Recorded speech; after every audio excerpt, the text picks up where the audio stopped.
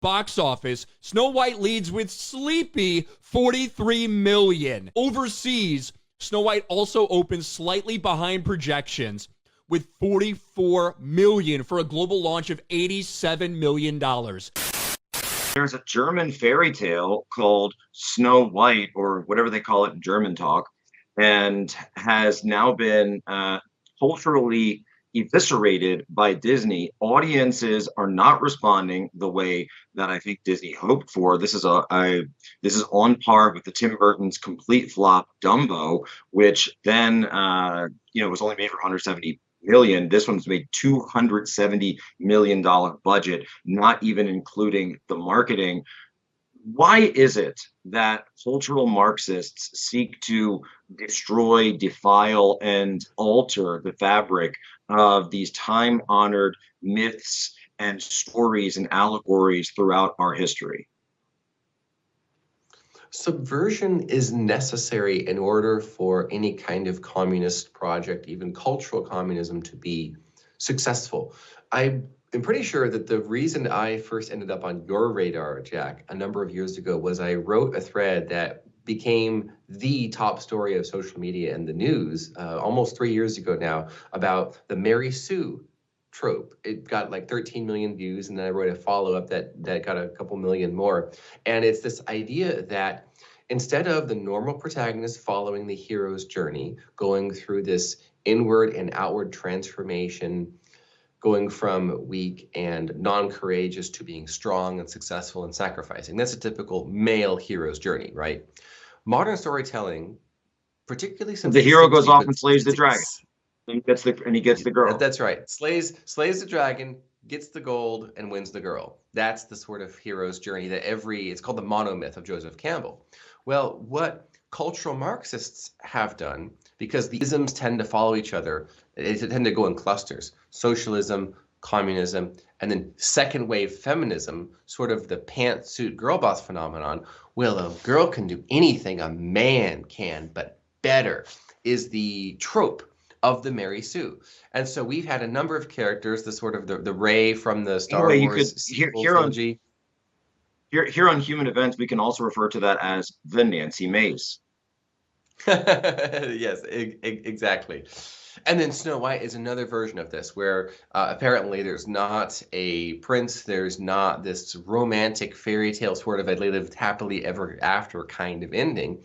It's more so this sort of strange, almost anti-romantic and asexual, you might say, resolution to the story, where Snow White, she's playing a male character on the hero's journey. But the way that second wave feminism is anything men can do, women can do better. Well, she has to start out perfect. And so the only thing for her to do is to realize she was perfect all along. And so these sorts of stories, they tend not to do really well with the people. They tend not to have any sort of Lindy vibes to them, meaning they don't last for generations, because it's, oh great, another Mary Sue, another one-dimensional character. Something else that they like to do, the cultural Marxists, is interject people who had no relationship, no appearance, no identity in that old world. For example, for years we've been seeing on the BBC how the ancient Britons were actually literally African or black. And like, what? No, it's not. We see anthropology and archaeology doing that. Shatterman told me. Yes, Shatterman. And of course we have this in Snow White depiction where we have a German fairy tale and everybody is brown or black. Now, well, not literally everyone. Wait. Not everyone. The good guys are white, and the good guys are brown, black, or dwarfish, have dwarfism. And so this, except for the Finn Rider character, who they claim is like a new character, but it's obviously just Finn Rider from Tangled, who's been like ported into this world. So the queen is this evil white fascist, and so the brown princess with her non-white minority, peasant folk rise up to defeat the white fascist evil queen. So I was mentioning before in the A block, these are race politics that are being sent to children, very young children, as you say correctly, specifically young girls. Yes, and we just saw that a few months ago with the Mufasa film, where it's these evil white fascist lions, and of course they're white, right? The sort of South African kill the Boer type of vibes that we're hearing from the South African communists, as they've had a communist revolution since the 1990s. And of course, all of the darker furred, I suppose you might say, lions all have to band together to defeat the evil white fascist.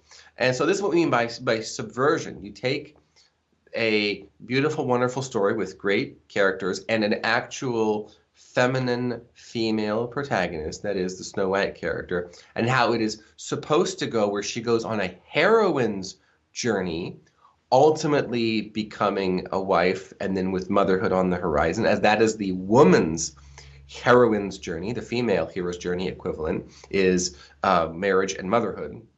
You have to take that away and say, no, it's actually her being a bachelor, or being bachelor-like, living that sort of girl boss, Kamala Harris type, which is why Kamala Harris was so beloved, is she has the basically husband who is the equivalent of sort of a servant, and she, of course, refused to take his name in marriage, and he's sort of this beta character, and she's the star, and she's in the front, and she's living the girl boss dream, and of course, we saw how well Americans received that. And so you could say Snow White is the Kamala Harris of Disney.